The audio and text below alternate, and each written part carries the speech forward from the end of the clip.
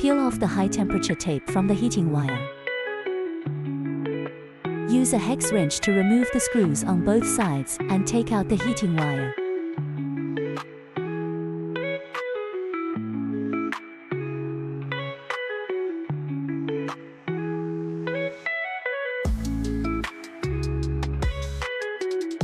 Install the new heating wire in place. Tighten the screws on both sides.